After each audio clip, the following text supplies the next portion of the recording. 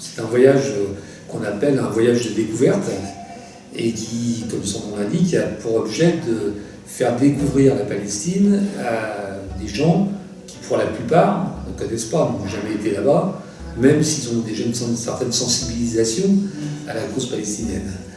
Les gens qui viennent là viennent à titre individuel, mais aussi au titre d'association. Ils viennent pour s'enrichir, pour mieux connaître la Palestine, mais ce qu'on leur demande, c'est un peu plus, c'est de restituer. C'est-à-dire que quand ils vont revenir en France, on va leur demander de raconter ce qu'ils ont vu, tel que ça existe vraiment et pas tel qu'on le dit dans les médias, et essayer de faire progresser les conditions qui rendront possible demain une paix juste et durable entre Palestiniens et Israéliens.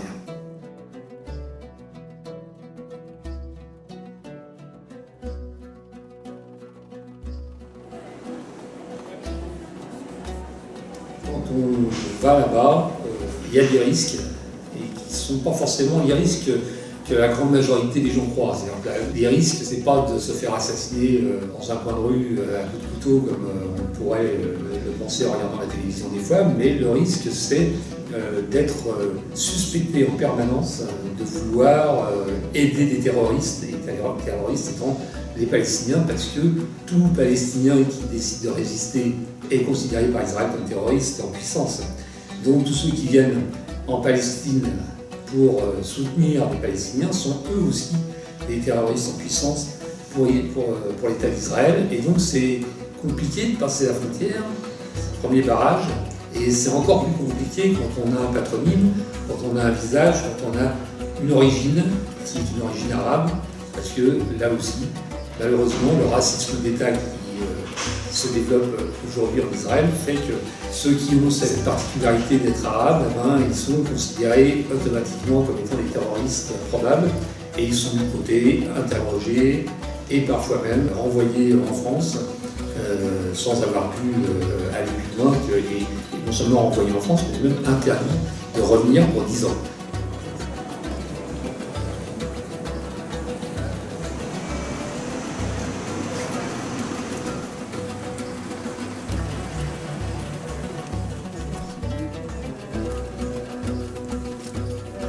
Voilà, on est passés tous.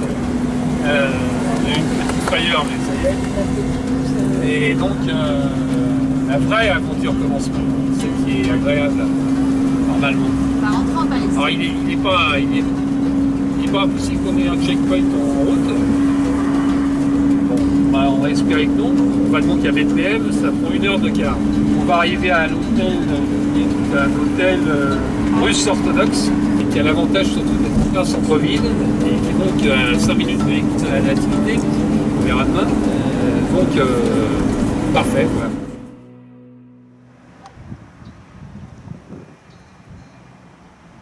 D'abord, je m'appelle Mustafa. Enchanté, Mustafa. Je suis un guide palestinien. Bethléem est ma ville natale. Vous êtes maintenant au centre de la ville. Vous êtes dans la place qui s'appelle l'Atrium. L'Atrium, c'est une place devant chaque église byzantine. À l'autre côté, vous voyez le minaret, c'est une mosquée. Cette mosquée s'appelle la mosquée d'Omar. Omar était le 2e calife pour les musulmans, mais le terrain sur lequel la mosquée a été construite a été fait par la basilique de la Nativité. À droite de la mosquée, vous voyez la rue, là-bas, elle s'appelle Paul VI. Le pape est passé par là en 1964. Paul VI.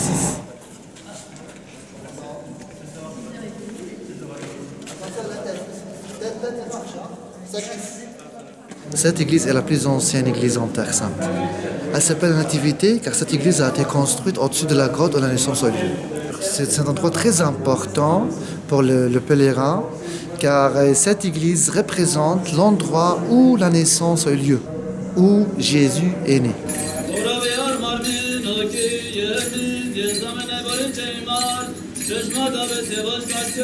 Notre programme, c'est pas comme ça toujours, c'est pas l'archéologie, c'est pas l'histoire, c'est pas la religion.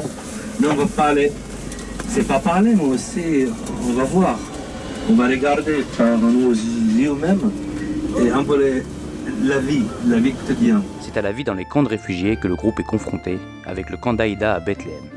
Dans ces camps vivent depuis 1948 les familles palestiniennes qui ont fui leur village à la création d'Israël. C'est ce qu'on appelle l'Anakba, la grande catastrophe dans l'histoire palestinienne. Une histoire retracée sur les murs du camp d'Aïda. La population y est originaire de 41 villages, aujourd'hui détruits ou situés sur le territoire israélien. Tout ça, le nom, ça c'est le nom des villages, différents villages d'où viennent les gens qui habitent dans le camp d'Aïda. Okay? Vous allez voir les conditions dans ces camps, que c'est misérable, il y a une difficulté. Comparé avec les autres, c'est 5 étoiles.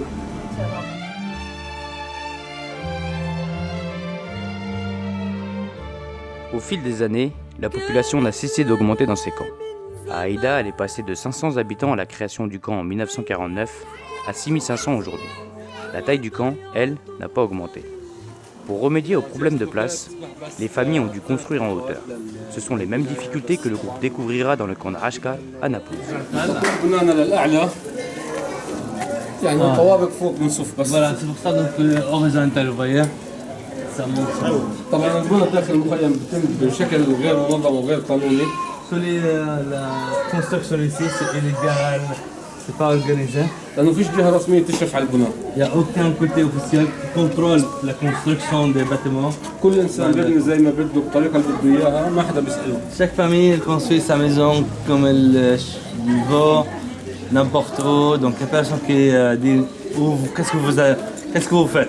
وهذا الحكي غلط احنا بنعرف بس ما فيش مجال عندنا الا نعمل هيك. Là on sait que c'est pas agréable, mais qu'est-ce qu'on fait c'est faux. Mais il n'y a pas le choix. ابسط دور اللي بتشوفوها هون من 30 ل 50 فرد بعيش فيها. Voilà, donc n'importe quelle maison vous voyez, entre 30 à 50 personnes qui y vivent.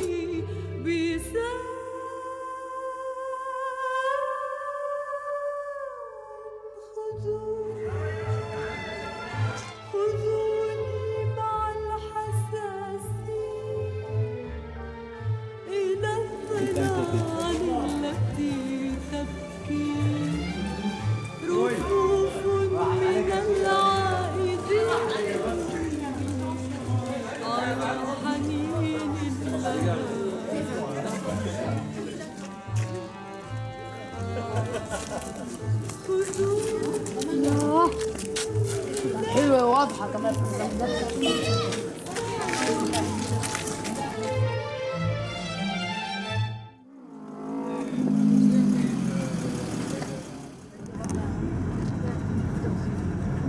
Maintenant, on est chez les Bédouins de Al-Rachaïda. Cette terre, c'est identifié, c'est des zones militaires. Ils n'ont pas le droit d'aller. C'est pour ça, donc, ils ont devenu des Bédouins, mais sédentaires. Ça veut dire qu'ils ont construit des maisons dures et voilà, ils ont installé là-dedans. Et là, on est dans une famille des Bédouins de Al-Rachaïda. Et voilà, on va les visiter. Là, essentiellement, ils vivent d'élevage. Des brebis, chèvres, quelques chameaux, qu'est-ce qu'on voit autour de nous. Mais ce n'est pas suffisant. Comme ici, donc, la nourriture des animaux, c'est très cher. Il n'y a pas de fourrage, des céréales, tout ça. Elles doivent les acheter. C'est cher. Et ce n'est pas très économique. Mais ils gardent ce métier parce que c'est leur métier d'origine, etc. Maintenant, ces Bédouins, ils ont commencé à réfléchir pour développer une autre façon d'activité pour gagner un peu d'argent. C'est pour accueillir des touristes, s'installer dans la ferme. Après, quelquefois, on peut manger là. Et aussi, elles font des promenades. On peut faire une balade, marcher dans le désert. Il y a des sentiers. Soit on peut prendre les 4x4 pour aller jusqu'à la vallée de la mer Montre. Et voilà, tout ça, ça fait un peu de revenu pour pouvoir les aider à vivre mieux.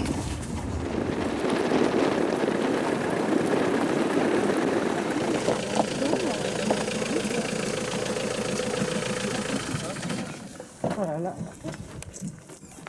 Bon, j'espère que tu as filmé, hein, parce que là, il y avait... Normalement, l'eau, c'était arrivé avant jusqu'à la route, et en bas. Mais en train de sécher. Ouais. La mer Morte, chaque année, donc à 1 à 12 cm chaque année de monnaie. Ah, c'est beaucoup. Et là, vous voyez, avec le temps, on voit bien les strates. Oui, donc les traces des vagues ou bien je sais pas. Donc ça fait des escaliers qui descendent. La mer Morte est en train de mourir. Oui.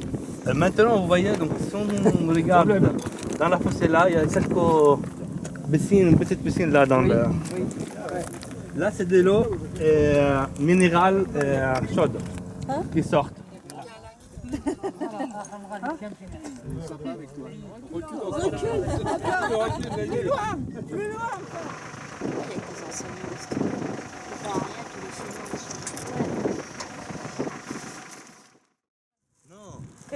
Et maintenant, on est donc dans la vieille ville de Hébron. Hébron, après l'année 95, divisé en deux parties. H1, Hébron 1, Hébron 2, H2. Okay? H1, c'est quoi? C'est la ville de Hébron, la nouvelle ville qui contrôlait zone A, contrôlée par les Palestiniens. Okay? Par les Palestiniens armés, administratifs, tout ça. H2, c'est Hébron 2, qui est contrôlé par les Israéliens. On trouve ici beaucoup d'armées israéliennes et aussi on trouve des colons. Il y avait des juifs palestiniens dans les années 20, même avant, ils vivaient là. Après, ils ont sorti, après, ils ont retourné après 67 et jusqu'à maintenant, ils sont là. Mais maintenant, ils ont confisqué plus de maisons. Ils ont rallongé leurs maisons de là-bas jusqu'à autour de la mosquée d'Abraham. On voit bien aussi les miradors de surveillance là-haut. Ça s'appelle Tal el-Mede. Tal el-Mede, c'est une zone aussi très difficile où notre Hachem habitait, ou bien habite maintenant, la famille, mais lui est mort. Mais aussi, il y a beaucoup de difficultés parce que la route des martyrs, c'est interdit pour les Palestiniens de marcher, prendre cette route.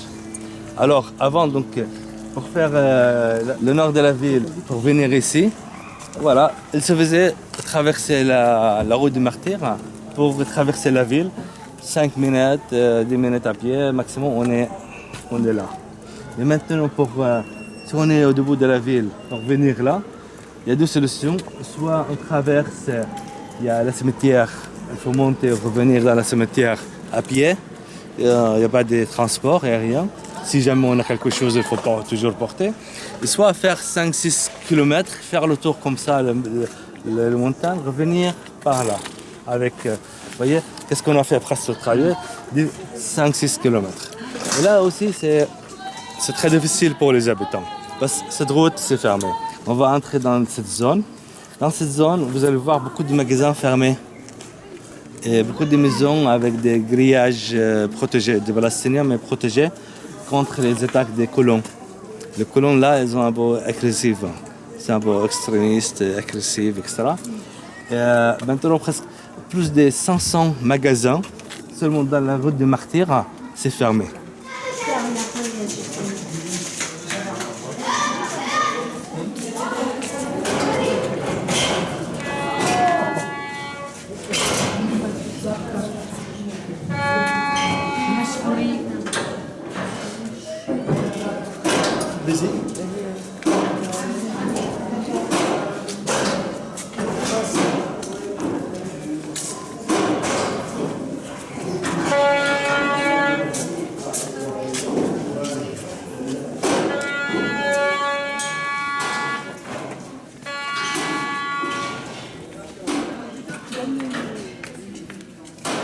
On est à l'entrée de la mosquée d'Abraham, sachant que ça c'est pas l'entrée principale. L'entrée principale de l'autre côté, et ça c'est la deuxième entrée de la mosquée d'Abraham. C'est Abraham qui a construit cette mosquée, la première partie. Et là, comme l'église, il existe le tombeau des patriarches. Abraham, Sarah, Isaac, Rebecca et Jacob. On dit n'importe quelle personne, quel que soit, elle peut venir ici faire la prière. Mais gérée, on dit c'est une mosquée gérée par le musulman. C'est dans ce lieu de recueillement qu'eut lieu le massacre d'Hébron, le 25 février 1994. Un massacre commis en pleine prière par Baruch Goldstein, un colon israélien d'origine américaine. C'est ce qui a conduit à la séparation du lieu de culte en deux parties. Il est venu là, entrer dans la mosquée, le matin, massacrer donc 21 personnes et 50 de blessés à l'intérieur de la mosquée. Okay? Et là, donc, le mosquée était fermé pour 6 mois après, tout de suite. Une décision, 6 mois de fermeture de mosquée. Après les 6 mois de fermeture, c'était divisé en deux parties. une partie pour les juifs, il y a le tombeau de Jacob, et l'autre partie dans le musulman.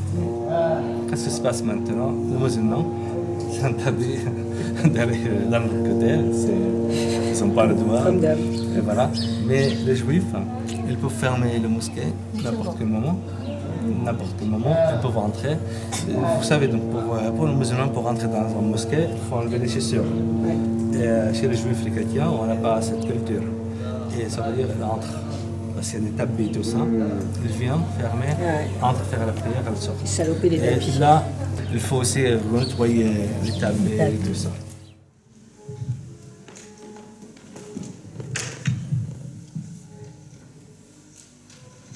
Un an plus tôt, jour pour jour, Hébron voyait partir Hachem Azé, un résistant connu pour sa lutte contre les colons. Il disparaissait à l'âge de 54 ans, laissant derrière lui sa femme et ses 4 enfants.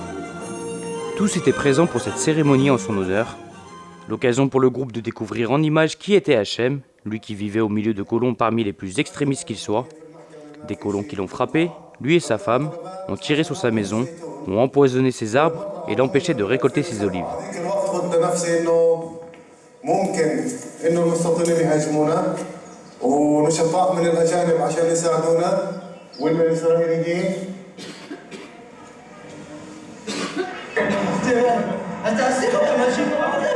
Tout cela avec la protection de l'armée israélienne. C'est après avoir inhalé les gaz lacrymogènes de cette même armée qu'Hachem décédait. Il était venu assister aux émeutes qui faisaient rage, une fois de plus, au checkpoint qui bloque l'entrée de son quartier.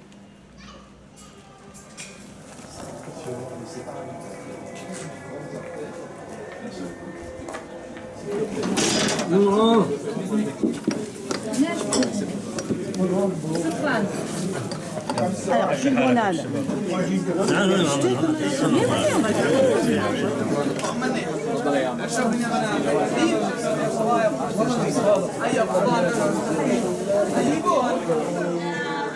Hébron abrite la dernière usine de kéfir en Palestine, gérée par la famille d'Abed Irbaou. Une usine ouverte en 1961 et qui a su résister aux guerres, à l'occupation et à la mondialisation. Chaque jour, ce sont 300 à 400 kéfiers qui sortent de ces vieilles machines. Et parmi ces kéfiers, il y a bien sûr le célèbre noir et blanc, rendu célèbre par Yasser Arafat, premier président palestinien. Mais Hébron, c'est aussi la ville de l'artisanat, et notamment celle des souffleurs de verre.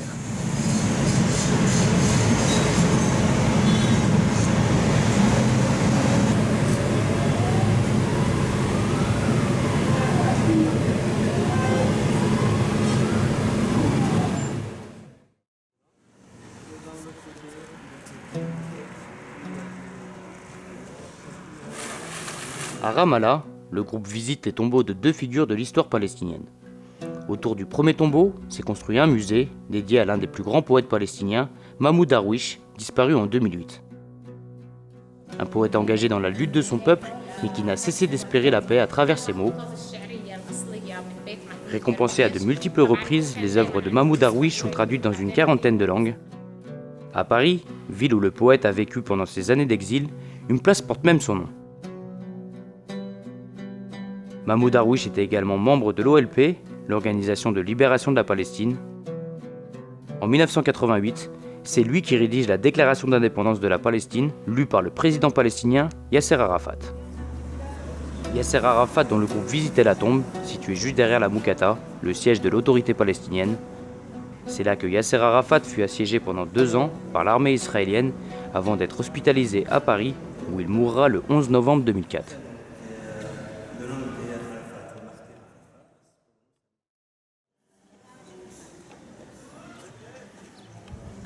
Sunflower, il y en a qui connaissent déjà. Sunflower, c'est une association qui est présidée par Fadwa Kader et qui est une association qui milite pour l'environnement, les droits des femmes et plus généralement les droits de l'homme. Voilà, donc c'est aussi Fadwa qui va nous accompagner pendant 2-3 jours. Here we are like family. So, first of all, we have 2 different groups. Alors, premièrement, il y a 2 différents groupes. Yes. A group for volunteering. Oh, actually, all of them, they're sunflower volunteers. A group for environment, training, summer camps, working with children, and so on. Besides it, is working in embroidery and in recycling and women production. This is an empty box for chocolate, for sweets. Yes, look at it now. Yes.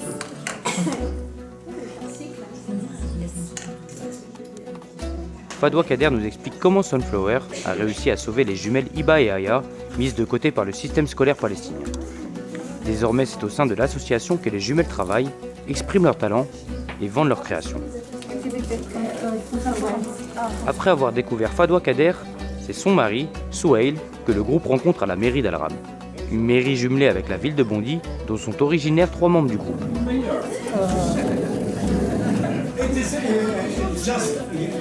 Souheil Kader, premier adjoint du maire, explique aux Français les différences entre les citoyens de Jérusalem et ceux de Cisjordanie en leur montrant les cartes d'identité, elles aussi différentes.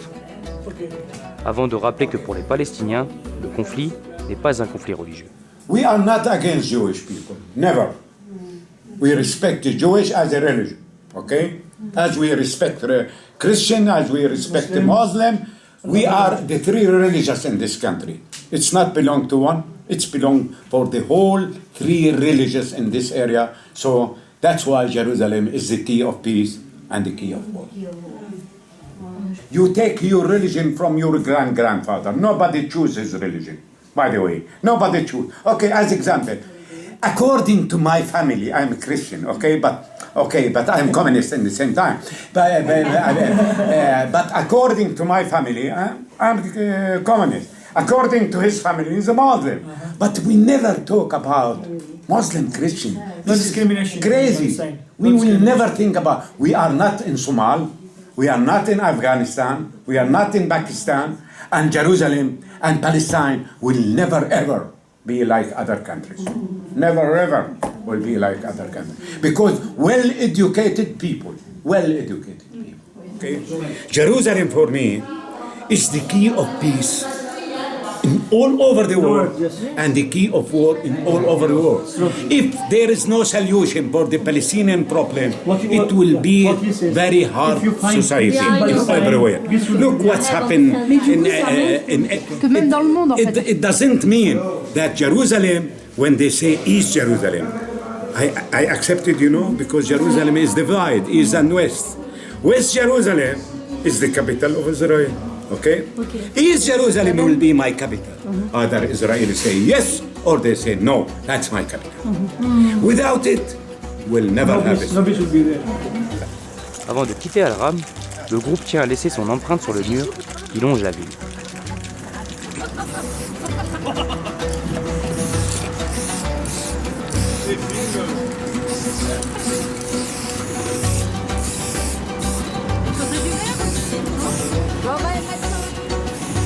Point d'exclamation.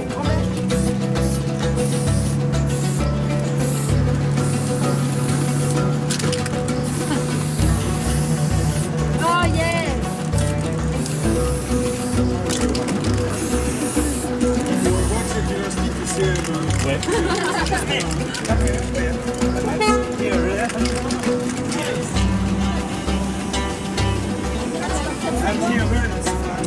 Ouais. Si, mets-le au rouge là, tu l'arrêtes. Là, le vert. Jack. Voilà, prends le rouge.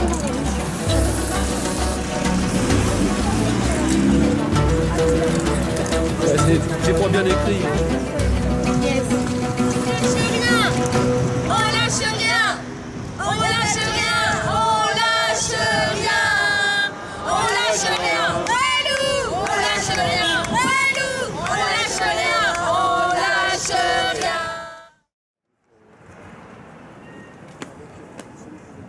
Oui, c'est le que tu veux. Là, il faut leur remettre au checkpoint. C'est pas grave, je vais voir ce qu'on avait fait. En même temps, il y a tellement d'attentes. C'est ce qu'on était censé. Ils sont à pied là-bas, qui attendent. Oui, c'est ça. De quoi? L'abattoir, là. Ouais.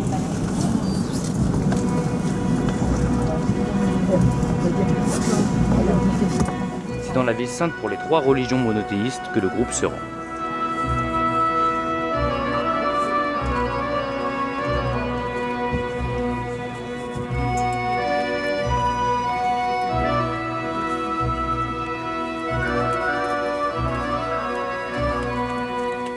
La visite débute par le Mont des Oliviers, plus grand cimetière juif au monde. C'est là que, selon les Juifs, apparaîtra le Messie avant d'entrer à Jérusalem.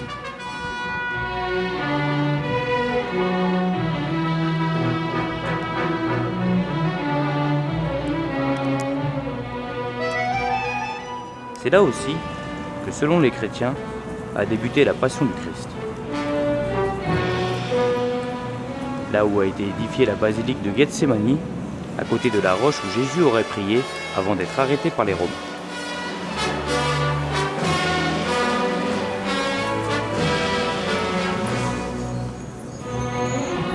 Dans la vieille ville, placée sous haute protection policière, le groupe découvre aussi les premières traces de la colonisation.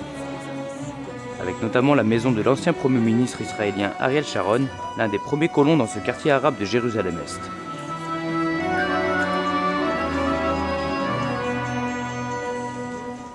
Face à la mosquée d'Omar, l'église du Saint-Sépulcre.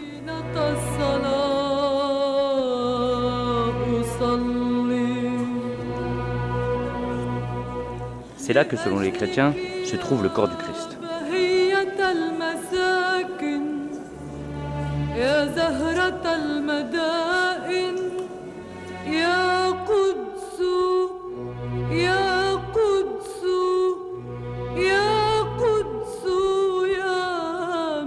Mais dans cette ville sainte, musulmans et juifs se déchirent autour d'une même esplanade située juste derrière le mur des Lamentations, principal lieu saint pour les Juifs.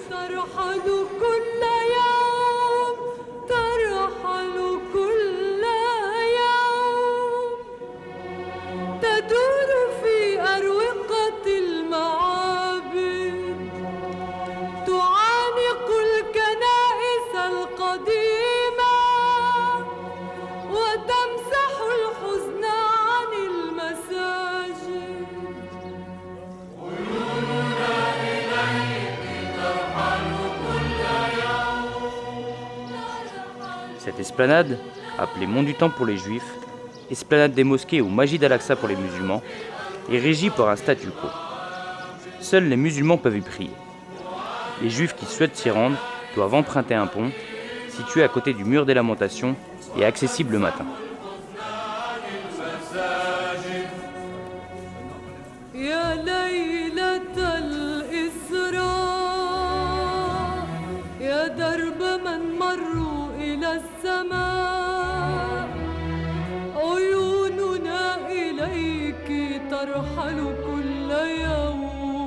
Sur cette esplanade, considérée comme le 3e lieu saint pour les musulmans, on trouve le dôme du Rocher, célèbre pour son toit doré.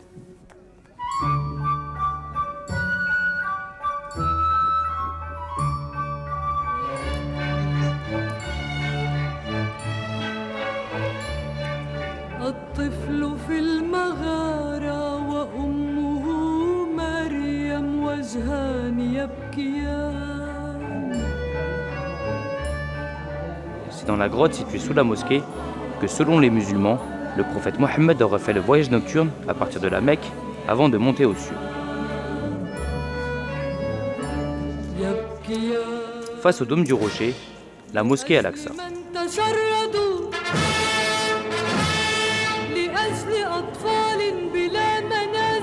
Une mosquée devant laquelle les tensions sont fréquentes lorsque des groupes de pèlerins juifs, protégés par la police, visitent les alentours.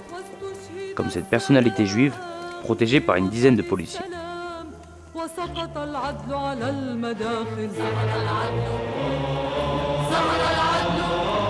Des tensions que nous explique un responsable de l'une des salles de prière, située sous la mosquée Al-Aqsa. They opened it just in 96, 20 years ago. And this is the big pole of the stone. This is they go to time of Nabi Sulaiman, 3,000 years, where they built by the jinn. The first wall, we know in Nabi Sulaiman, he ordered the jinn to carry the big beast of the stone. That's the first wall where they built 3,000 years. Jewish now digging under here. And make brick.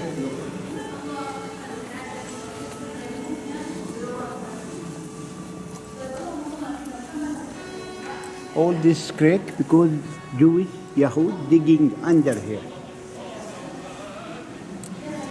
The Jewish now they thinking they want to burn this place to build the temple of Solomon. But this is inshallah will never happen because the time now is come to Zawal Yahud to finish. You see, this place only for the Muslim and will be inshallah for the Muslim forever.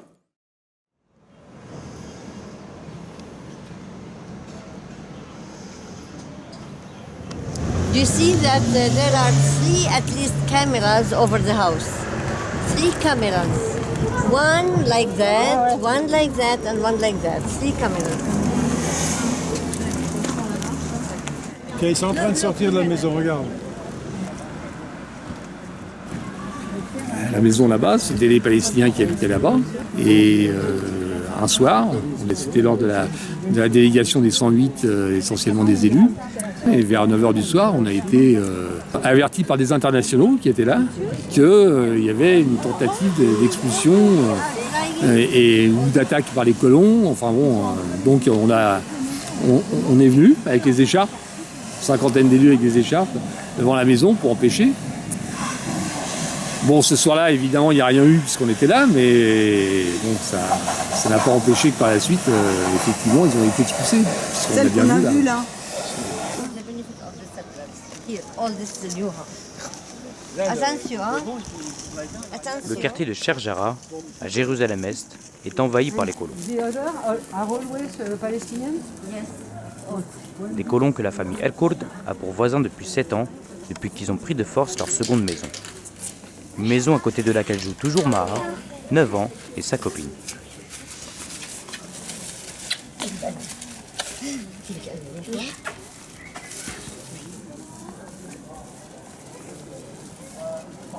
Hello, يا أهل البيت.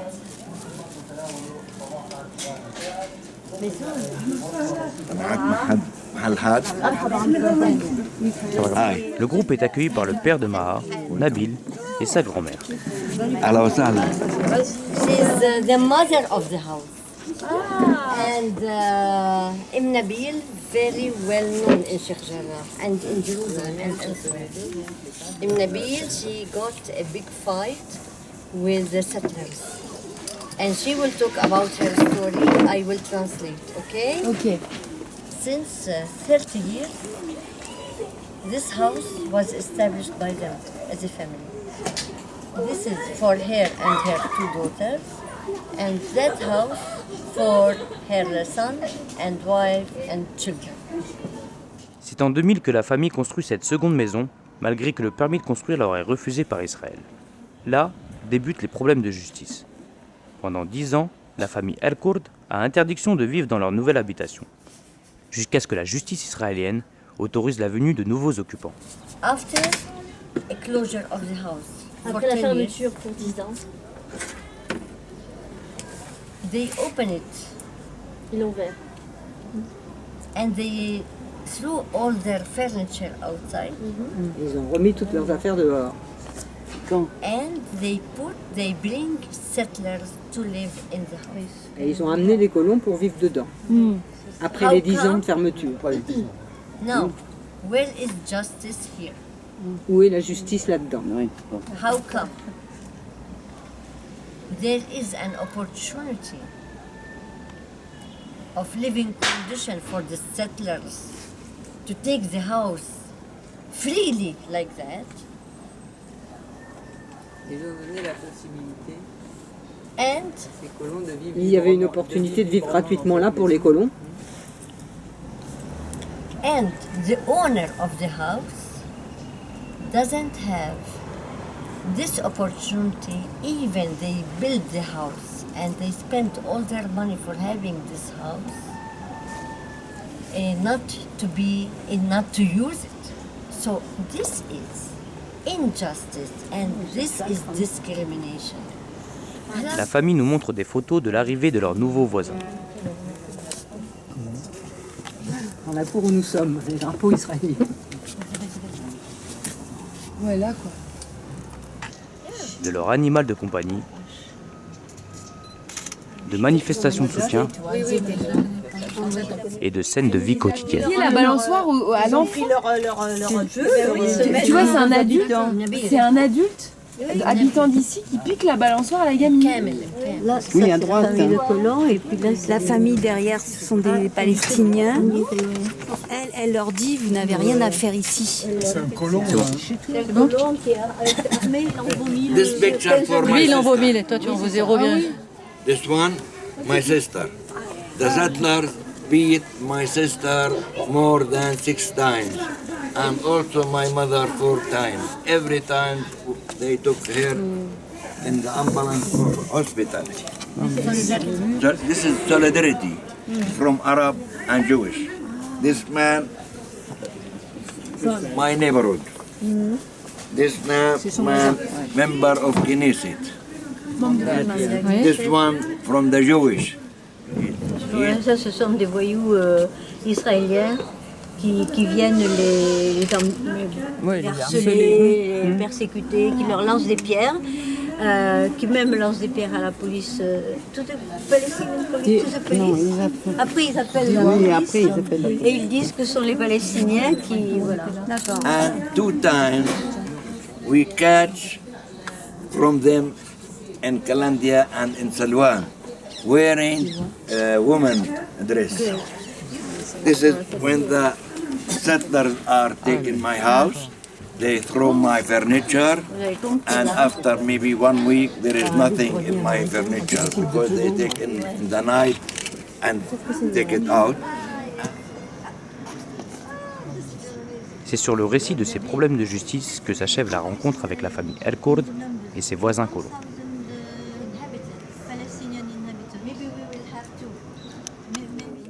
Avant de dire au revoir à la famille,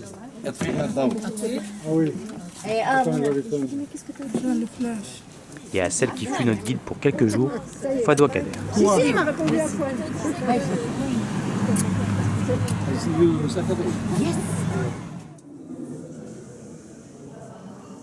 Le village de Kafakadoum, village résistant de 4200 habitants, fait partie des villages qui manifestent pacifiquement chaque vendredi contre la colonisation. Une colonisation dont nous parle le maire du village. الاحتلال الإسرائيلي صادر منها 5000 دنوم أقام منها مستعمرة. على إنه الاحتلال يعني بيمارس معنا إرهاب منظم يعني أغلب الأيام إنه بيوضع محاسين مشان تأخير موظفين والطلاب عن الجامعات والصبحيات. Dans le village se présentent également les ONG françaises, Médecins du Monde et Première Urgence. S'il y a une chose qu'il faut retenir en partant d'ici, c'est que là encore, c'est une situation inédite et certainement la seule au monde comme ça. Dans ces mairies, je pense qu'il n'y a nulle part ailleurs dans le monde des mairies qui existent comme celle-là avec des dossiers qui sont pleins de dossiers sur les violences des colons et sur ces problèmes d'accès aux terres, de confiscation des terres. Ça, c'est quelque chose d'extrêmement important. Mais lorsque les colons viennent attaquer, il ne faut pas croire que ce sont des problèmes de voisinage, il ne faut pas croire que ce sont des balades de santé. Il y a un but très précis. Mahmoud l'a dit, c'est évidemment pour étendre les colonies, et j'ai amené une carte là, qui ne concerne pas ces villages-là, mais d'autres villages, où on voit très clairement que tous les ordres de démolition et toutes les attaques sont à proximité, soit des outposts, soit des colonies, pour les étendre. Le but est à peine voilé, c'est rendre les conditions tellement insupportables que les gens laissent leur terre ou alors partent, ou incitent leurs enfants à partir. Et là, on a un autre problème qui est peut-être plus tangible en zone C, qui est le déplacement forcé, qui est reconnu comme une infraction grave et parfois crime de guerre dans le droit international, mais c'est directement lié à la violence des colons. Et d'ailleurs, l'ONU le reconnaît comme tel, c'est-à-dire que la violence des colons est reconnue par l'ONU comme étant un facteur entraînant le déplacement forcé. En fait, tu vois, normalement, la route est pas là, et c'est la route entre les deux colonies, parce qu'on a un versant qui est ici et un... C'est face aux colonies installées sur les terres du village que le maire tient à faire son dernier discours. صادر هذه الأراضي عنوة، سرق المية وسرق الأرض. تخيلنا هذه الأراضي مصدر رزقنا الزيتون، ممنوع إحنا نفوت عليه. لاحظ حدود قرية كفر كدوم البنى فيها هذا من قبل 67 هذا البناية. هي المناطق اللي إحنا مسموح لنا نتمدد فيها بس لهان، بينما هذه المناطق ممنوع الدخول إلها. الظلم اللي واقع علينا من قبل هذا الاحتلال الغاشم ولا في حدا في الدنيا بتحمله. لكن رسالتنا احنا للاحتلال البغيض والاحتلال الغاشم ان احنا باكون ما بقيت زيتون، باكون ومكافحون، باكون وسنبقى نقاوم الاحتلال حتى رحيله عن ارضنا. هذه الارض ارضنا. لا يمكن الرحيل عنها. وستنشبث فيها وبكل حبة تراب منها. واللي هو يمضي 100 سنة على وعد بلفور، إن شاء الله إنه يكون وعد بلفور هو نهايته يعني السنة. بتمنى من الله إنكم ما حد يستعمركم ولا حد يستوطن في أرضكم. On espère que jamais vous allez tomber sur l'occupation. لأنه الاستيطان والاحتلال ظلم ما حد بيقدر عليه. طيب donc la colonisation c'est difficile. Jamais on peut le supporter. J'espère que jamais vous allez tomber. أشكركم وبتمنى إني أنا ما طلت عليكم. Merci beaucoup, j'espère que j'ai pas trop pris la parole. ولو الوقت طويل في حكي كثير. Voilà, si dans le temps, il y a beaucoup de paroles à dire. شكرا. J'ai pas retenu le chiffre.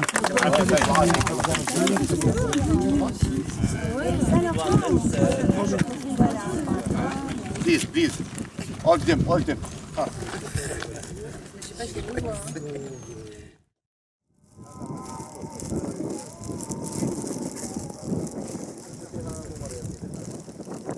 Ici dans ce quartier, donc les cancers et les maladies respiratoires très très élevés dans ce quartier de Tulkarem, à cause des usines chimiques.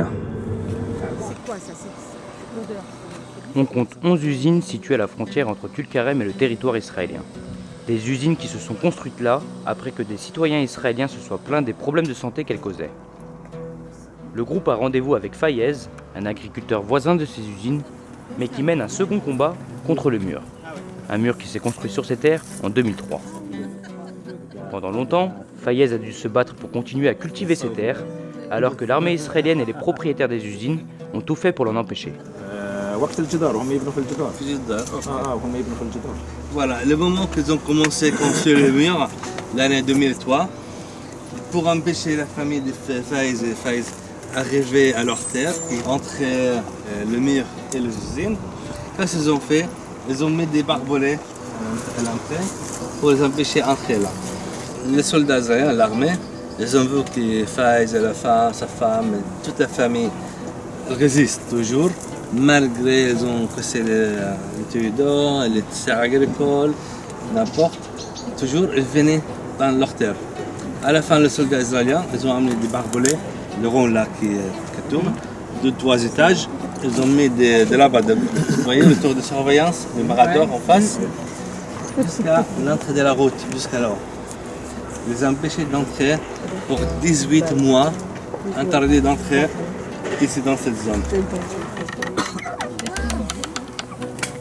السلطة اللي أكلتوها في البيت إذا عجبتكم هي من الإنتاج تبعنا. Malgré les interdictions, Fayez s'est battu. La justice israélienne lui a donné raison, même s'il a perdu 60% des terres qu'il possédait. Bien sûr. Depuis, Fayez entreprend, multiplie les initiatives et les expérimentations, lui qui a fait le choix de l'agriculture raisonnée depuis plus de 10 ans. La nature retourne à la nature.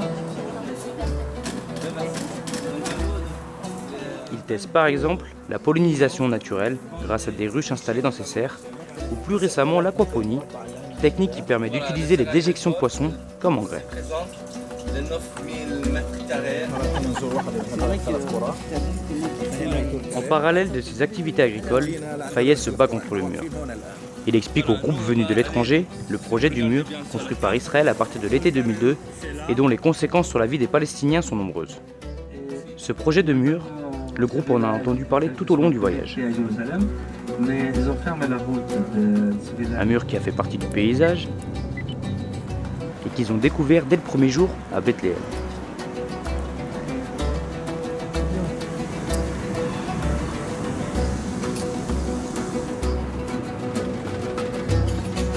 À Kalkilia également, près de Jérusalem, le mur s'est construit sur l'une des routes qui menait à Jérusalem et a détruit l'économie palestinienne dans la zone industrielle. Pendant que de l'autre côté du mur, en Israël, les usines poussent comme des champignons. À Ramallah également, le groupe rencontrait Jamal Jomoura de l'association Stop the Wall. Le militant leur expliquait comment à Jérusalem, le mur de 180 km de long permet d'isoler les quartiers arabes de Jérusalem d'une part et intégrer les colonies juives aux alentours de Jérusalem d'autre part. Un projet baptisé Grand Jérusalem. Ça c'est la frontière autour de Jérusalem, c'est la frontière administrative de Jérusalem, comme c'était dessiné avant. The blue color is the colonies that they built in Jerusalem and around Jerusalem. The red one is the Palestinian communities. So what did they do in the end? Mais qu'est-ce qu'ils vont faire à la fin? They get inside Jerusalem 4 major blocks of colonies, a total number of 210,000 settlers. 4 كانت استيطانية 210,000 مستوطن. And they get out of Jerusalem. Et après, ils ont enlevé de Jérusalem, ils ont renvoyé, on peut dire, explosé. 22 villages and 1 refugee camp. 22 communautés, 22 villages palestiniens avec un camp de réfugiés palestiniens. With 225,000 population. So nobody talk about this as an ethnic cleansing. Il y a personne qui parle de ça, que c'est nettoyage ethnique. And this is the Israeli route, wall in route. Voilà, ça c'est la route israélienne. Le groupe a aussi découvert un réseau de routes traversant le territoire palestinien, mais réservé aux Israéliens. Des routes que Aïssa leur avait déjà montrées à Beit Jala, dans la région de Bethléem. Là, c'est pour les Israéliens. Il y a un checkpoint pour entrer et sortir d'ici. Pour les Palestiniens, on ne peut pas rouler ici. Il faut une permission pour aller à Jérusalem. Là, on peut aller à Jérusalem d'ici. Mais les Palestiniens ne peuvent pas. Non, sauf un permis. Mais oui. Conduire, non. On peut aller en voiture, mais pas conduire. Ah sauf les Palestiniens de Jérusalem. Ah oui, d'accord. Ils ont un statut particulier. Oui, soit les Palestiniens de 48 en Israël. Au début d'intifada, voilà, ils ont commencé le mur là pour protéger le tunnel. Après, vous voyez, donc il y a le mur qui descend là. Après, il continue là. Ça, ils ont terminé ça récemment. C'était le mois d'octobre l'année dernière. Ils ont fini le travaux ici dans cette zone. Ok. Et là, pour aller à la terre de Beit Jala, toute cette terre de Beit Jala derrière, c'est la terre pleine des oliviers. C'est des oliviers romaines. 2000 ans, l'âge de chaque olivier. C'était arraché. Et maintenant, ils ont fait une porte. On ne peut pas accéder dans la vallée. C'est interdit, c'est fini. Oussama ne peut plus, lui non plus, accéder à ces serres situées de l'autre côté du mur, mais qu'il voit toujours de sa fenêtre.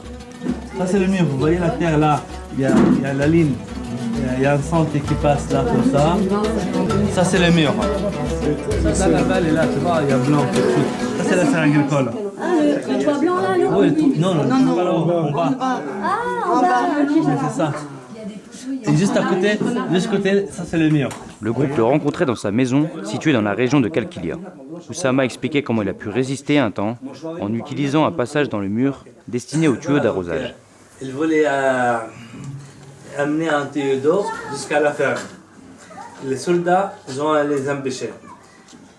Ou avec la famille, toute la famille, ils ont manifesté, ils ont resté là-bas 2-3 jours, essayer de faire passer le tuyau dans la ferme. Et après, les soldats, ils ont coupé les parolets pour faire passer le tuyau d'eau jusqu'à la ferme. Et là, pour eux, c'était un passage que tu les au niveau chaque jour. Mais après, les soldats, ils ont commencé à mettre la pression sur eux. Et là, donc maintenant, c'est fini. Et voilà. Mais ils ont résisté, ils ont fait beaucoup de choses. Pas des photos. Tout à fait. Donc maintenant, il n'y a aucune possibilité d'accès aux terres agricoles, à la ferme. Et quand on lui demande comment il vit le fait de ne plus pouvoir accéder à ces terres, voilà ce qu'il répond. Voilà, donc ça c'est la même chose, soit un serre agricole, soit une maison. Il faut imaginer, ça c'est ta maison, tu n'arrives pas à aller à ta maison. Et voilà, c'est un peu... Ce sentiment. Le sentiment, comment dire, difficile d'exprimer. Quand elles sont construites trop près du mur, les maisons palestiniennes sont parfois aussi détruites, comme ce fut le cas à Kalkilia, près de Jérusalem. Il y a 2 mois presque, 200 soldats israéliens avec 13 bulldozers, ils ont entré, ils ont démoli 11 immeubles. Donc dans les 11 immeubles, les maisons, il y a 23 familles qui habitent.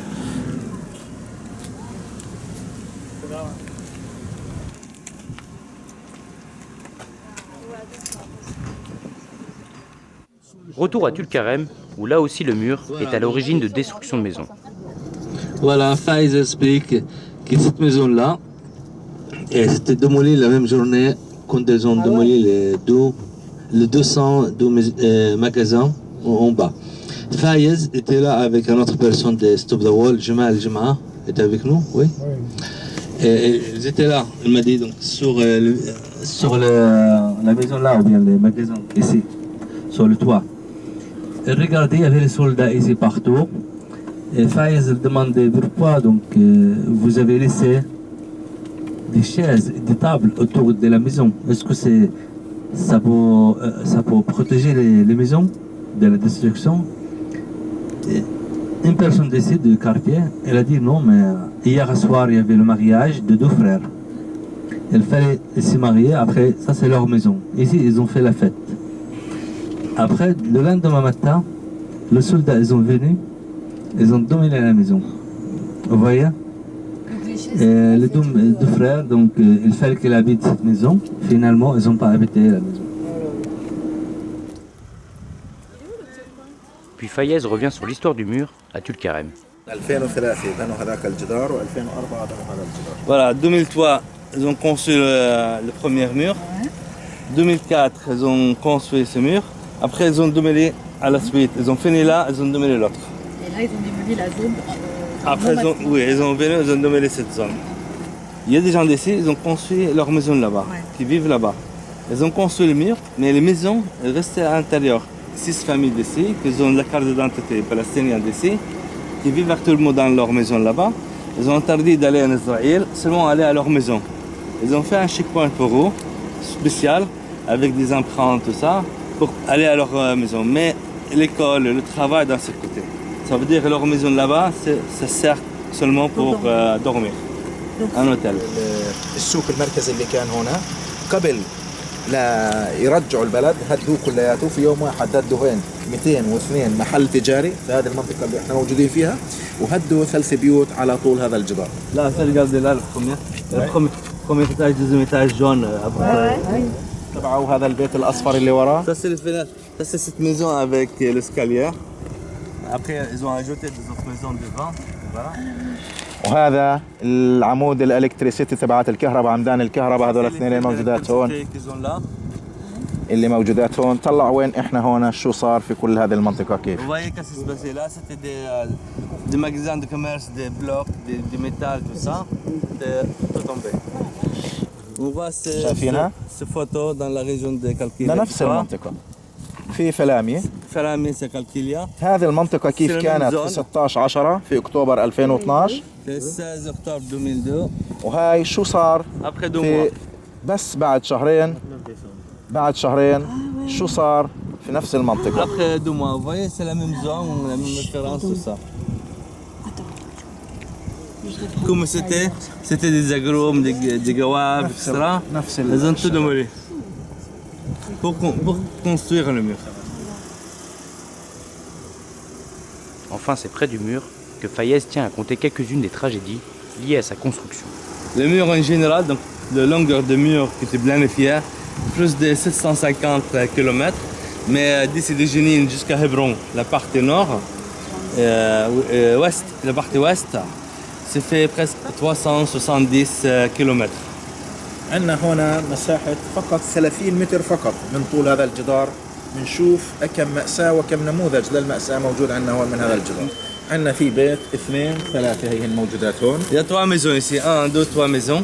Donc si on vient à cette maison, là donc les chambres, deuxième étage pour dormir pour les enfants. بنشوف كيف منظر الجدار لما يطلعوا عليه وعليه سياج هيك شو بكون شعورهم أولا.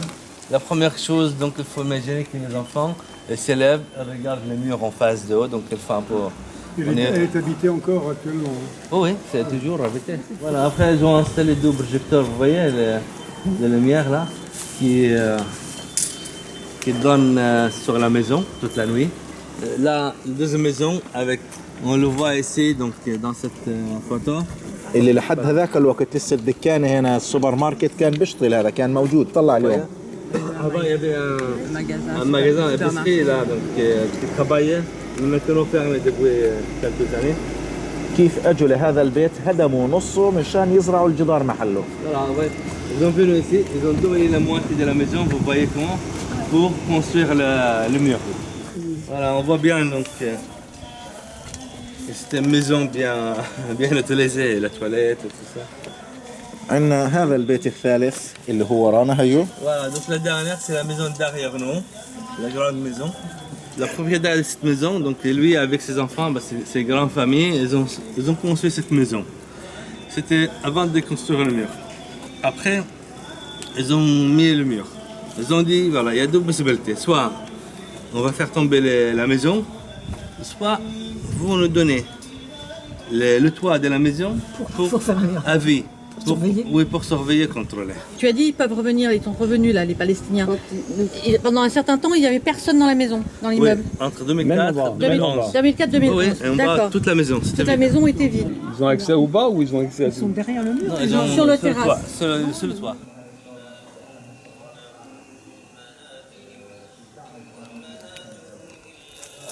Une histoire tragique. La fille de la propriétaire de la maison s'est mariée avec quelqu'un, avec l'autre côté, avec quelqu'un de quartier juste à côté, avant l'année 2002. لكن بعد ما بنوا هذا الجدار في 2004 بنته وضعت أول مولود إلها وكان لازم إنهم يزوروا بنتهم في ظل هذه الظروف. Avant de construire le mur de Jérusalem, c'était facile aussi de passer clandestin en Israël.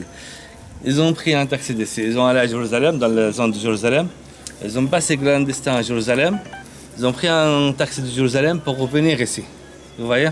فمن هون للقدس كان بدهم 120 كيلومتر حتى يصلوا لهناك ويرجعوا كمان 120 كيلومتر بصير 240 كيلومتر ومشان يروحوا بدهم كمان 240 كيلومتر بصير مشوا 500 كيلو مشان يزوروا بنتهم اللي قبل كانوا عجريهم مسافة 80 متر يوصلوا. Voilà, même chose pour rentrer. Ils ont fait le même trajet, ils ont allé à Jérusalem, ils ont retourné là. Vous voyez, ils ont mis beaucoup de temps pour aller visiter leur fille. Mais par contre, avant, c'était 80 mètres que leur fille habite, loin d'eux, 5 minutes à pied. Voilà, vous êtes ici, dans cet endroit. Ils n'ont pas fait cet endroit pour que vous venez là visiter, faire le tourisme ici. Ok? وهون في عندنا موجود ثقافتين واضحات. Ici, il y a 2 cultures qui existent actuellement. فهذه هي ثقافة الدولة الديمقراطية. Ça, c'est la culture de l'État démocratique israélien. هذه ثقافة الإرهاب الفلسطيني. Ça, c'est la culture des terroristes فلسطينية. فإذا كانت هذه الديمقراطية احنا بدناش ديمقراطية لا من أوروبا ولا من أمريكا. Ça, c'est la démocratie. On ne veut pas la démocratie, ni des Américains, ni de l'Europe. وإذا هم بيعتبروا إنه هذا إرهاب فإحنا مع الإرهاب كمان.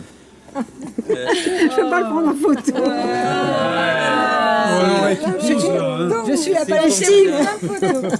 S'ils considèrent que ça c'est le terrorisme, et terrorisme, nous sommes avec le terrorisme. Voilà. الديمقراطية بكلش إنك تهد البيوت بهذا الشكل.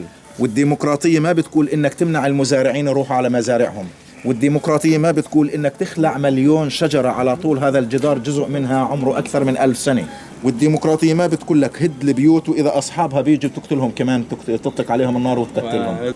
هذا اسمه أبارتهايد. Ça c'est l'apartheid. ومشان أأكد لكم إنه هذا اسمه أبارتهايد اطلعوا على هذه الصورة هون. Pour bien dire que c'est un système d'apartheid, on voit les cartes ici. تعرفوا هاي أي دولة؟ Vous connaissez bien, c'est quoi? هاي ساوث أفريقيا وهاي فلسطين. في ساوث أفريقيا السود كانوا إلهم بس 13% من كل أراضيهم. Voilà, donc Sud-Afrique, les Noirs, ils avaient seulement 13% de leur surface totale de pays. وعندنا الفلسطينيين فقط اليوم إلهم 12% من كل فلسطين التاريخية. Et les Palestiniens actuellement, on a seulement 12% de la surface de la Palestine historique. Vous voyez, les mêmes images, le même régime, la même idée. Voilà. هذا بيأكد إنه هذا أبارتهايد. Tout ça, ça prouve que c'est un système d'apartheid. وعشان هيك أنتم كفرنسيين أنا بدي أذكركم بشغلتين. C'est pour ça donc que vous les Français, je vais vous rappeler de deux choses. الشغلة الأولى إنه لما العالم أخذ قرار إنه يقاطع جنوب أفريقيا ويسقط نظام الفصل العنصري هناك، أول دولة مارست المقاطعة فرنسا، واليوم أول دولة بتحاكم اللي بيعملوا المقاطعة على إسرائيل كمان فرنسا. Mais par contre aujourd'hui c'est la France le seul pays du monde actuellement qui juge les gens qui soutiennent les BDS. Vous voyez c'est le contraire. بدكم تسمعوا إيش الحلو بالآخر؟ Vous voulez entendre quelque chose c'est beau? À la fin? تعال منى منى تعال دقيقة تعالي. بلادي بلادي بلادي لك حبي وفؤادي جبهتي يا ظافرة أنت روحي الطاهرة جبهتي يا ظافرة أنت روحي الطاهرة واسلمي يا ناصرة واسلمي لي يا بلادي بلادي بلادي بلادي لك حبي وفؤادي.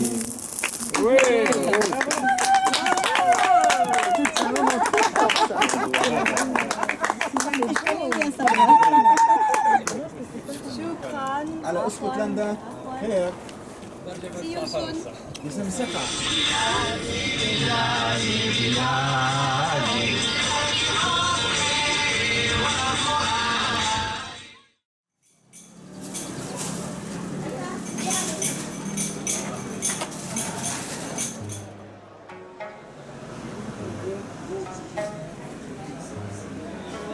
Tout comme Alep en Syrie, Naplouse est réputée pour ses savonneries ancestrales.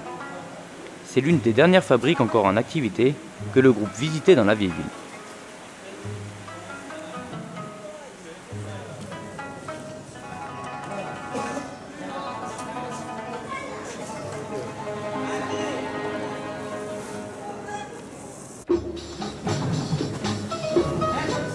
Mais Naplouse, c'est aussi la ville des martyrs, comme en témoignent les nombreux monuments aux morts, ou les affiches à la gloire des soldats de la première et deuxième intifada. On trouve aussi des affiches plus récentes, comme celle-ci dédiée à un jeune Palestinien tué à un checkpoint.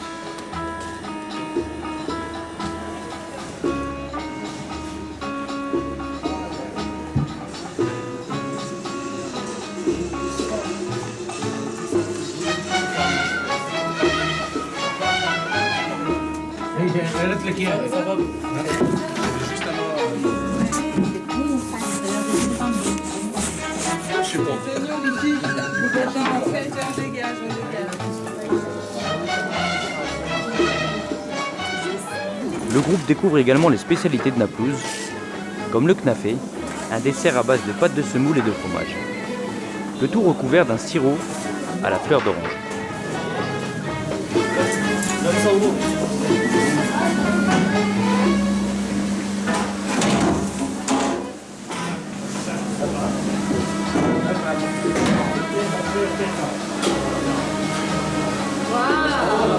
manger tout ça.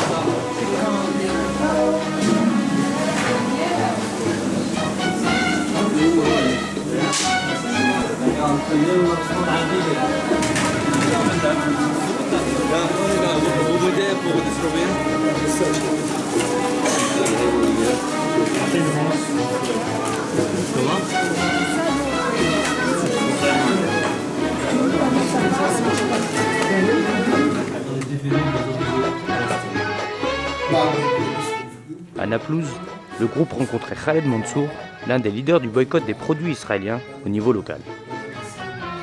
Il y a deux choses, deux boycotts, il y a deux types. La première c'est local, le deuxième c'est international. احنا هنا يعني اسسنا حمله اسمها الحمله الشعبيه لمقاطعه البضائع الاسرائيليه. انا منسقها. احنا بنعمل على التوعيه والتثقيف وشعارنا مقاطعه البضائع الاسرائيليه التي لها بديل. احنا يعني بدنا نلحق الخساره باقتصاد الاحتلال. L'objectif d'amener une perte économique. وبدنا نقوي اقتصادنا. Aussi, on cherche à renforcer l'économie palestinienne. Si le boycott des produits israéliens se veut local, c'est également une campagne internationale, comme l'expliquait Michel Warszawski. L'idée, c'est un appel palestinien qui a maintenant 11 ans. Bientôt, on a célébré en grande pompe les 10 ans, maintenant on s'approche des 11. 2005, un appel de l'ensemble de la société civile, toutes les organisations politiques, syndicales, associatives, les mouvements de femmes, les ONG, les mouvements pour les droits de l'homme, l'ensemble de la communauté palestinienne a lancé un appel au monde entier en disant, si vous voulez contribuer à une solution à ce que vous considérez vous aussi comme un problème, ben, il faut mettre en œuvre BDS. Ce qui est le plus important, évidemment, c'est S. Je dirais même s'il y avait S, il n'y aurait pas besoin ni de B ni de D. S, c'est des sanctions internationales. S, c'est une communauté internationale qui prend ses responsabilités et qui dit à Israël, avec tous les moyens qu'elle a, ça suffit. Il y a un nombre impressionnant de résolutions des Nations Unies, y compris le Conseil de sécurité, il est temps de les mettre en œuvre.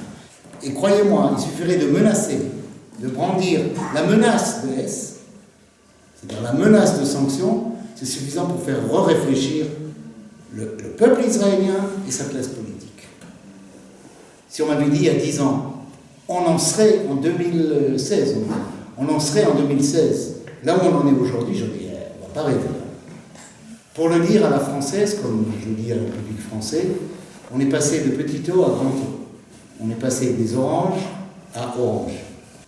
Si vous vous souvenez, les premiers actes de boycott contre Israël ou de protestation, c'était boycotter dans les supermarchés les oranges israéliennes, les avocados, ce qui était absolument important pour marquer le truc, pour dire c'est fini l'impunité, on n'achète pas des produits qui ont un goût de sang. Des avocats, des oranges. Mais lorsque c'est le directeur général de Orange, avec un grand O, la compagnie Orange, qui annonce qu'il va rompre son contrat avec Orange Israël, avec partenaire, c'est Orange Israël, ça, on est monté de la Ligue 4e division en 1re division.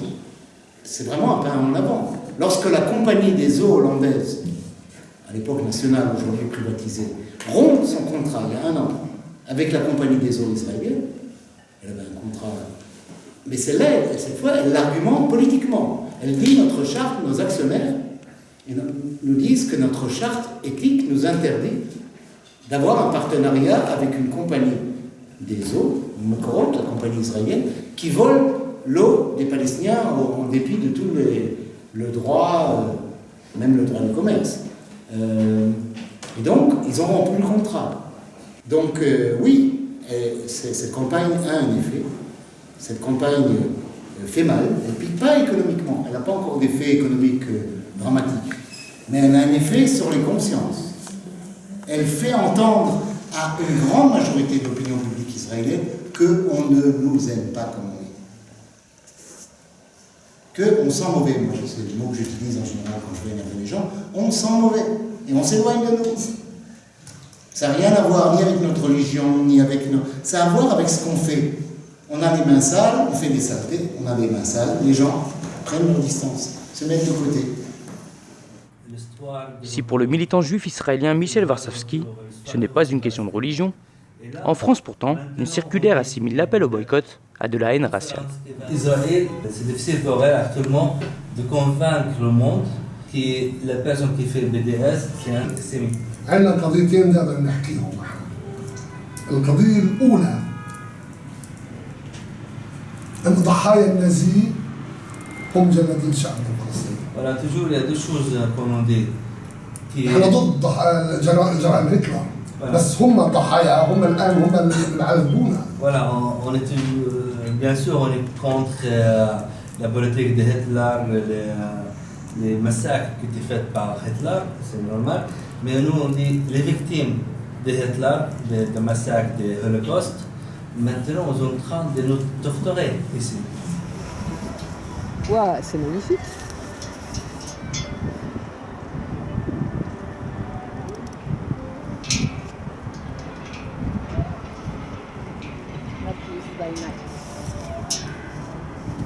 Une vidéo.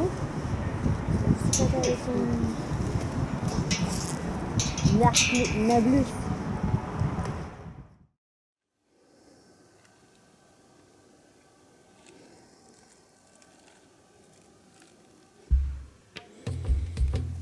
Pour la fin de ce voyage, le groupe avait le choix de participer à une randonnée au milieu des montagnes de la vallée du Jourdain, avec comme objectif final une arrivée au monastère Saint-Georges, un édifice incrusté dans les montagnes et érigé au 5e siècle à la période byzantine.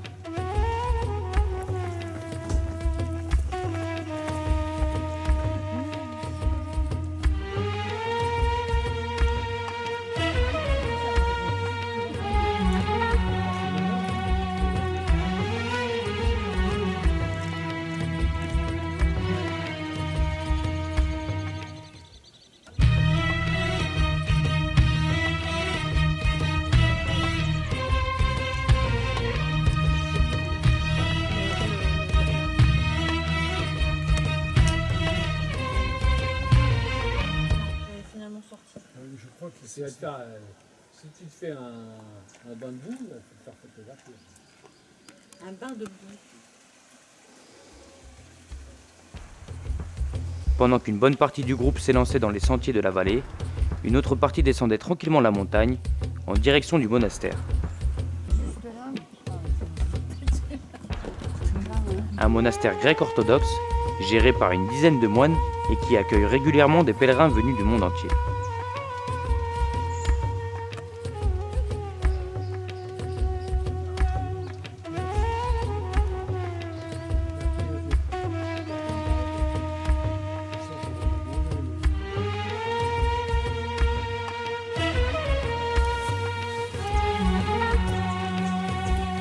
C'est au sein de l'édifice religieux qu'une partie du groupe attend les randonneurs avec pour interdiction de filmer à l'intérieur.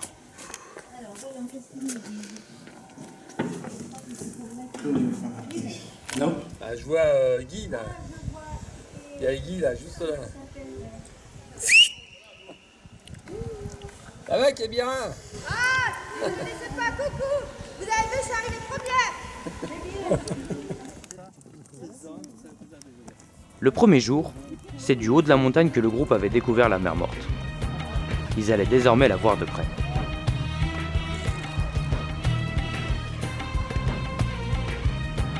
Mais pour cela, il faut d'abord s'acquitter d'un droit d'entrée de 57 shekels, soit un peu moins de 15 €, à l'une des sociétés israéliennes qui gèrent la mer Morte, pourtant située sur le territoire palestinien.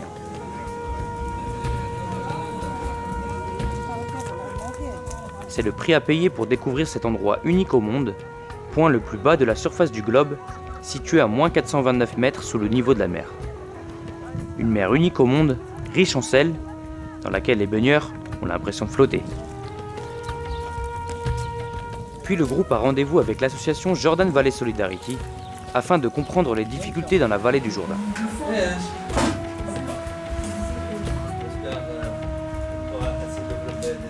Le groupe est accueilli par Rachid Khadari, membre de l'association depuis 7 ans, association dont il est le responsable. On a commencé avec la femme, Je m'appelle Rachid Khdari. Enfin, moi, oui. Ouais. Le groupe découvre l'importance de cette région, située à la frontière de la Jordanie et qui représente 30% de la Cisjordanie. C'est la plus grande frontière avec la Jordanie dans cette zone. Une région dont la population est en constante baisse. Voilà, donc avant l'année 67, avant l'occupation, le nombre des habitants ici était presque 320 000 habitants. Mais maintenant, en ce moment-là, on parle de 56 000 habitants, y compris aussi la ville de Jéricho avec. Une région qui est aussi prisée par les colons.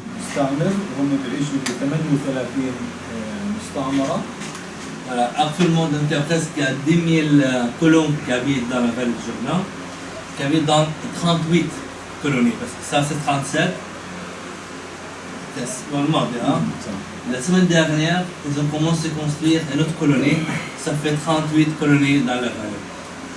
Les taches bleues, vous voyez? Les taches bleues, ça c'est les colonies.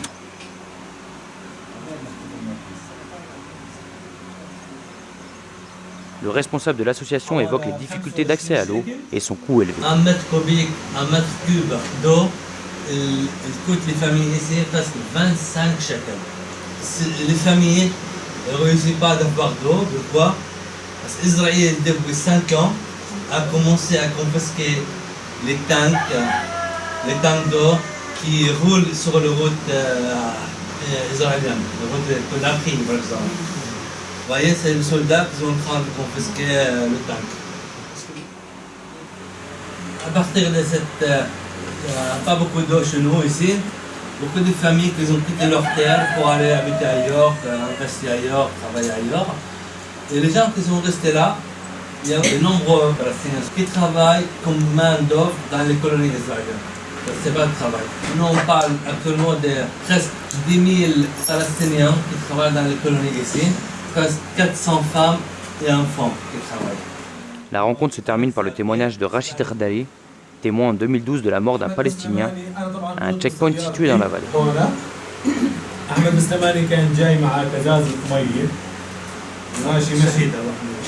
Voilà, le martyr s'appelle Ahmed Maslamani. Okay. Il marche, il va traverser le checkpoint. Il avait une bouteille d'eau dans sa main. قبل ما يصل الجنود واحد من الجنود صار يصيح وقال انه فلسطيني جاي مع كزازة مي. يعني بين دقيقة وثواني هم بدأوا بإطلاق النار ولا واحد قال له يوقف أو يرجع ما حكوش معه. بس بلشوا بإطلاق النار حتى بعد ما وقع على الأرض أطلقوا النار عليه مرة ثانية. طبعا قتلوه. إيه هي بتحكي لي ايش عملوا. اسرائيل ما بدها اي سبب لتقتل اي حدا. لانه لو اي حدا بيجي يهدد شرطي او جندي حتى لو كان بسكينه او بسلاح، هذول عندهم تدريبات يصوبوا الواحد برجليه ويوقفوه ويحبسوه. Ils peuvent tirer sur les jambes, par exemple, pour les paralyser. C'est pas pour le tuer. ولكن هم دائما بيطلقوا النار في مناطق قاتله، على القلب، على الراس، على Mais toujours, elle tire sur la côté haute de la personne, c'est pas la côté bas. Sur la tête, sur le corps, sur la poitrine. La journée s'achève par une visite archéologique sur un site en cours de restauration par l'UNESCO.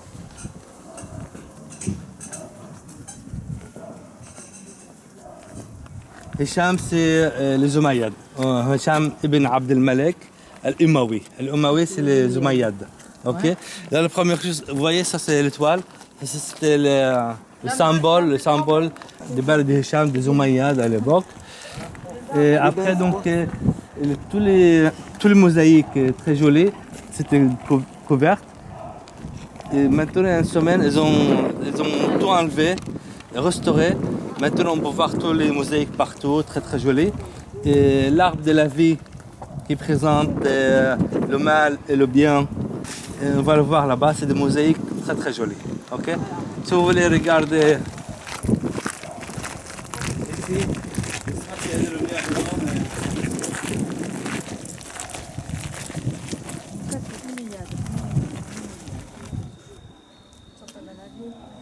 طب بتكونش تسوي هيك ممرات يعني يكون في نعمل ممرات بس هلا هاي هي تحت الترميم.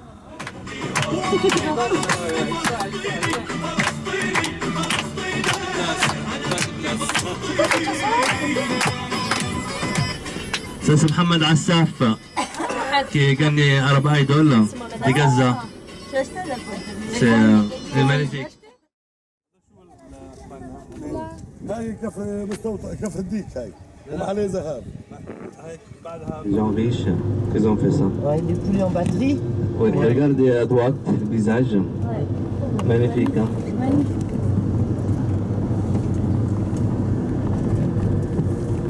Tout au long du voyage, les oliviers ont fait partie du paysage. Des oliviers qui représentent l'une des principales richesses en Palestine et autour desquels le groupe avait été sensibilisé à Tulkarem.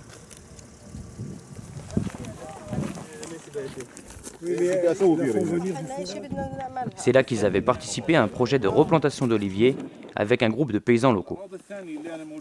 Un projet que nous résume l'organisateur du voyage. Alors le projet pour lequel on est là, c'est le projet de replantation des oliviers. C'est-à-dire que les militaires israéliens ont détruit 1 million d'oliviers, soit pour construire le mur, soit tout simplement pour, comme punition pour les Palestiniens. Et on sait que les oliviers est la source principale de l'agriculture palestinienne. Donc détruire les oliviers, forcément, c'est détruire aussi la vie des Palestiniens. Cette action, qui a été décidée par ACAD, consiste à replanter des oliviers selon le principe 1 olivier détruit, 10 oliviers replantés. Pour 10 €, ils replantent un olivier sur la base des dons que nous on fait en France, dans nos actions. Et l'olivier est produit, il est transporté, il est replanté. Et il y a le nom, comme on peut le voir ici, du donateur sur l'olivier. Merde, faut que je filme ici. Attends, attends, je te filme aussi parce que... Pour la cueillette.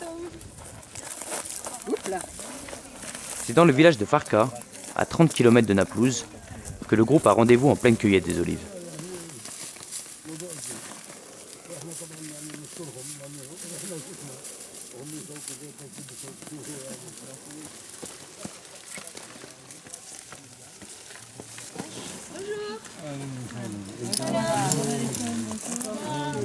Le groupe est reçu par le maire du village, Bakr Gambaz, et sa famille.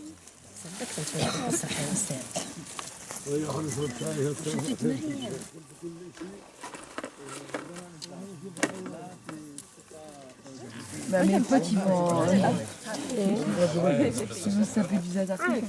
Après un petit repas d'accueil, le groupe met la main à la pâte en chanson.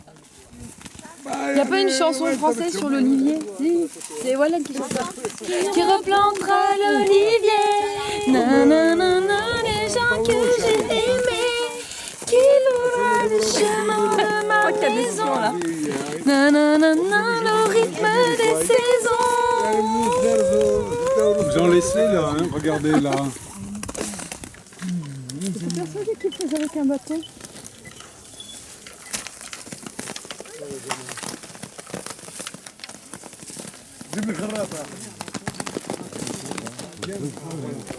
في بيوتهم طعمونا وفي بيوتهم بياتونا في بيوتهم بياتونا ان شاء الله يشرفونا ويجوا على فلسطين يجوا على فلسطين جينا فرنسا جينا شفنا الرون بعينينا شفنا الرون بعينينا احلى ارض واطيب ناس صوص المزارعين مزارعين.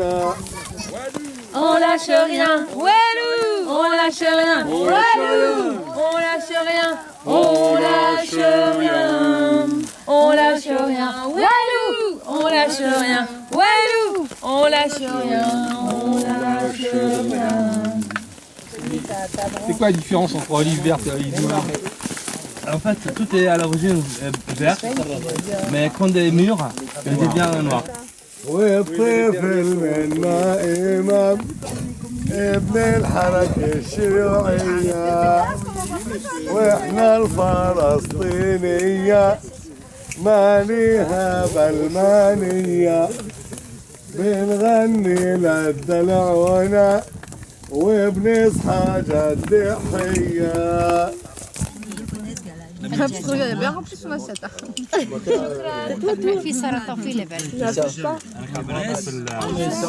Après le déjeuner, le maire du village présente son exploitation. Tout ça, c'est les champs ici, certifiés bio. Et après, donc,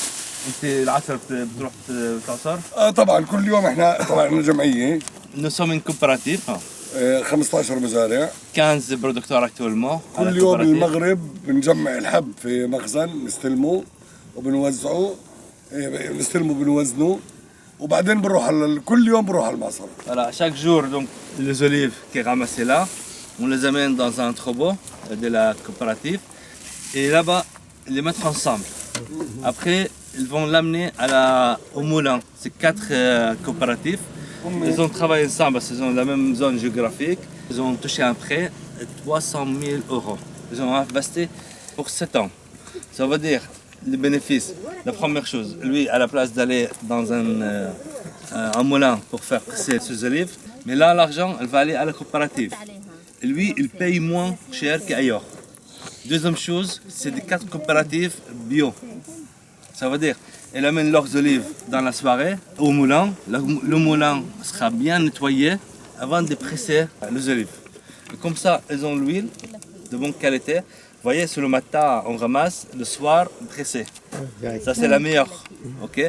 Après, maintenant, soit les mettre dans des sacs comme ça, c'est pas des plastiques, soit des caisses ajourées.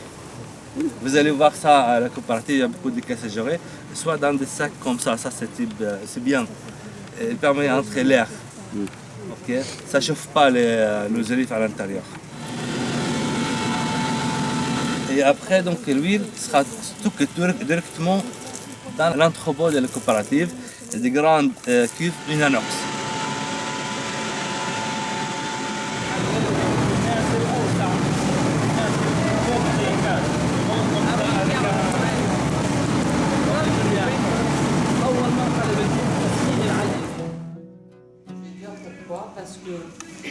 Après ce voyage riche en émotions et en découvertes, pour le groupe, c'est l'heure du bilan. C'est pas seulement un voyage qui fait comprendre la politique de l'Israël avec les colonies, etc. Mais on touche du doigt vraiment ce que peut être la vie d'un Palestinien lambda, c'est peut-être, mais vous voyez ce que je veux dire, on touche du doigt le quotidien du Palestinien qui se trouve dans cette situation. En même temps, dans ce voyage, ce qui est bien, c'est qu'il n'y a pas simplement des gens qui nous racontent que des choses négatives dans la plainte, enfin, dans la plainte dans le sens que ça va mal, mais aussi des gens qui montrent qu'est-ce qu'ils font pour que ça aille aussi dans cette vie difficile du Palestinien. Les personnes que l'on voit qui viennent vraiment de milieux complètement différents, qui sont des acteurs, qui sont des gens qui subissent tous les jours cette oppression.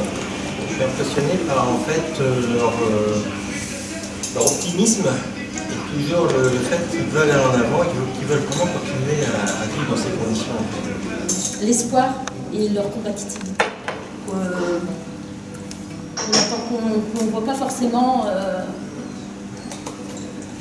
lorsqu'on est loin d'ici.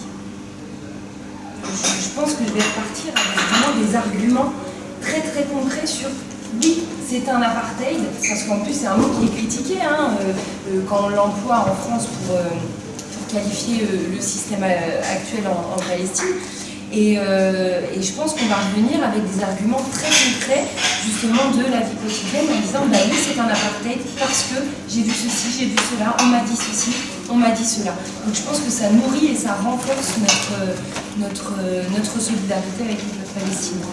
J'ai envie qu'on dise luttons contre le colonialisme, contre la colonisation en Palestine. Parce que tout ce que j'ai vu depuis le début du voyage, ce n'est que ça. Humiliation, vol des terres, empoisonnement des populations, on bat les gens, enfin bref, ça renvoie vraiment à la situation coloniale par excellence et situation d'apartheid. Alors, il y a ce côté-là, pour moi, il y a ce côté-là, bien sûr, continuer à militer, défendre ce peuple. Et puis, moi, ce que j'ai découvert ici, alors, c'est bien parce que ça fout en l'air des préjugés. On n'est pas devant une société anéantie, appauvrie, etc. On a une vitalité de gens. Moi, ça m'a scotché, quoi. On m'avait parlé du fait que les Palestiniens ne faisaient pas de misérabilisme. Et c'est tout à fait vrai. Ils continuent la lutte, ils continuent l'espoir. Et pour moi, c'est un super espoir, en fait. Enfin, je suis recasée.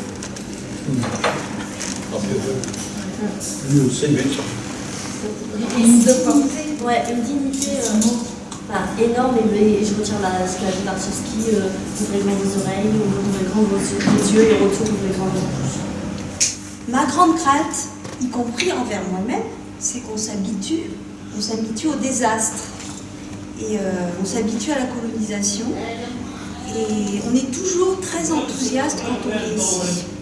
Moi, la première, c'est la deuxième fois que je viens. Et je suis contente d'être venue parce que je trouve que ça fait du bien d'avoir une petite piqûre de rappel de temps en temps.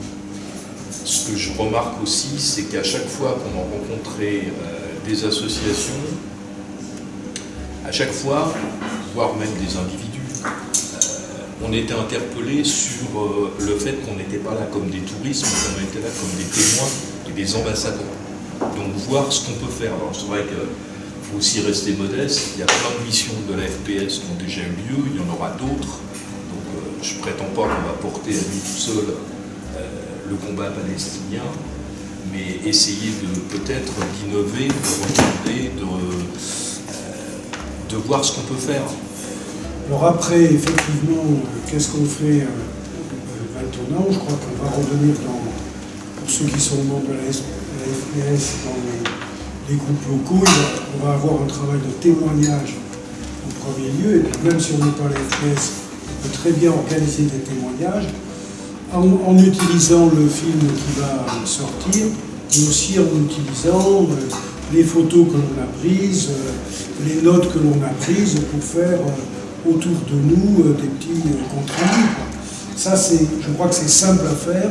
Il faudrait qu'on ait 14, il y a déjà 14 initiatives qui soient prêtes dans les jours qui vont venir. Pour moi, j'ai envie de dire aux gens, mais on peut visiter la Palestine.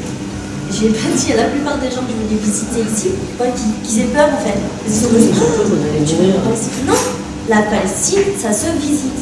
Même si on n'est pas militant, on a le droit de venir en tant que touriste aussi, parce que c'est bien ça qu'ils font aussi la promotion de l'autre côté, de la fête. Ici aussi, il y a des choses à visiter, et puis on peut y aller. C'est une forme de résistance que de participer au tourisme, à l'économie du pays, à l'économie du pays. Enfin, voilà. Je vais venir dans ce problème Palestine. C'est un pays magnifique, c'est un très très beau pays. Il faut aller le découvrir pour ce qu'il est et mieux comprendre sûrement beaucoup de choses. Il faut venir pour discuter avec les gens qui sont tout à fait accessibles. Voilà ce que je dirais. Enfin, c'est un pays où on peut se promener, et ça on ne le savait pas forcément. C'est vrai. C'est un pays accueillant, beau. Les Palestiniens sont pauvres, mais il y a quand même une urbanisation, il y a quand même de belles villes, des villages qui restent assez touchants. Les champs d'oliviers qu'on a vus aujourd'hui, c'était des paysages magnifiques. Le désert qu'on a vu, c'était magnifique. L'accueil des Bédouins était magnifique, et je pense que n'importe qui pourrait chercher à profiter de ces choses qui peuvent être offertes aux touristes.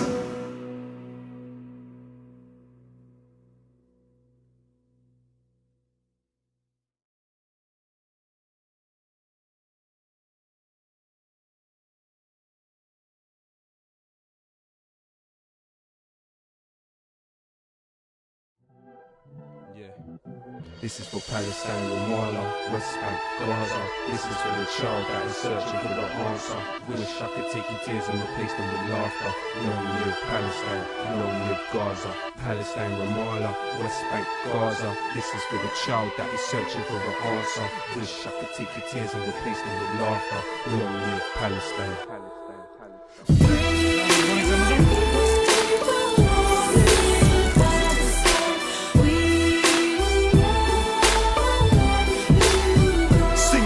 Free, free Palestine, free, free Palestine, free, free Palestine, free, free Palestine, free, free Palestine, free, free Palestine, free, free Palestine, free, free Palestine. Ça rafale.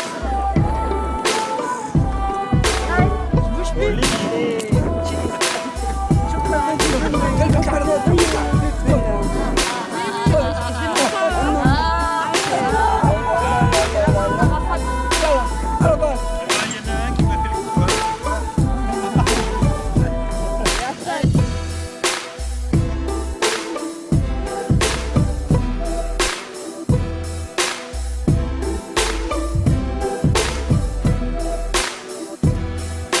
Et Jacques, celle-là reste entre nous, cette photo, hein, d'accord?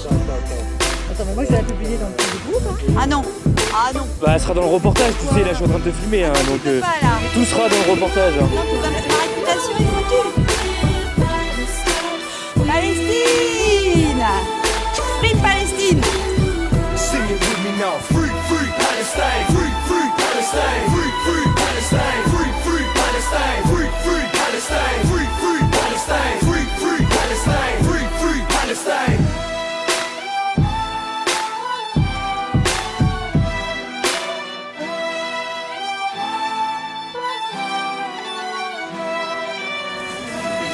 Free Palestine.